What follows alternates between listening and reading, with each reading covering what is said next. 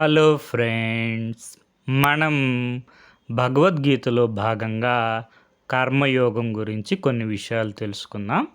శ్రీకృష్ణుల వారు అర్జునికి ఈ విధంగా చెప్తున్నారు. నమే పాదస్తి కర్తవ్యం త్రిశులోకేషు కించన నానవాప్తామవాప్తవ్యం వార్తయేవచ కర్మని. అర్జున, ఈ మూడు లోకాల్లో నాకు చేయవలసిన కర్తవ్యం ఏమీ లేదు, నాకు పొందవలసింది ఏమీ లేదు, సాధించవలసింది లేదు. అయినా నేను చేయాల్సిన విధులను చేస్తూనే ఉంటాను.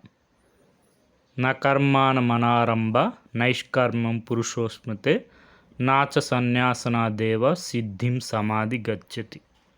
మనుష్యులు కర్మలను ఆచరించకుండా కర్మబంధాల నుండి విముక్తి పొందలేరు. అలాగే కేవలం సన్యాసం ద్వారా జ్ఞానసిద్ధిని పొందలేరు. కర్మణ్యేవాధికారస్తే మా ఫలేషు కదాచన మా కర్మ ఫలహేతుర్భూః మాతే సంజ్ఞోస్త కర్మని. మనకి కర్మలు చేయడానికి మాత్రమే అధికారం ఉంటుంది. కర్మ ఫలానికి ఎప్పుడు కూడా మనం అధికారులం కాము.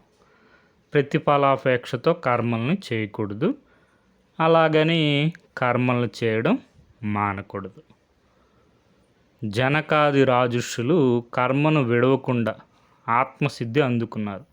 దానికి కారణం సామాన్య జనులు ధర్మ కర్మలకు దూరం కాకుండా ఆ కర్మల యందు మనస్సు నిలపడం కోసం ఉత్తమ పురుషులు చేసే పనులనే సామాన్యులు ఆచరిస్తారు. వారినే ప్రమాణంగా గ్రహిస్తారు. ముల్లోకాల్లో నేను చేయాల్సింది ఏమీ లేదు, సాధించదగింది పొందవలసింది ఏమీ లేదు, అయినా నేను కర్మను విడిచిపెట్టను. సావధానంగా నేను కర్మను నిర్వర్తించకుండా ఉన్నాననుకో, అసంఖ్యాక జనం నన్నే అనుసరించి సోమరులవుతారు. అప్పుడు లోకనాశనం తప్పదు అని శ్రీకృష్ణుల వారు అర్జునికి కర్మయోగం గురించి చెప్తున్నారు.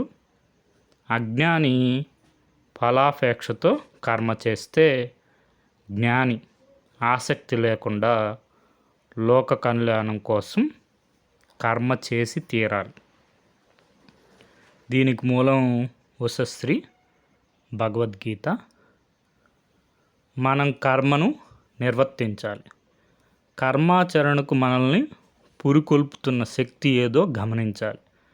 ప్రారంభంలో కొన్ని సంవత్సరాల పాటు కర్మాచరణకు మనల్ని ప్రేరేపించేది తప్పక స్వార్థమే అని గ్రహిస్తాం. అయినా పట్టుపట్టి క్రమంగా ఈ స్వార్థ పరత్వాన్ని నశింపచేస్తే చివరకు నిజంగా నిస్వార్థ కర్మను నిర్వర్తించే సమయం వచ్చి తీరుతుంది. స్వామి వివేకానంద. కర్మయోగం. Okay friends, thank you for watching.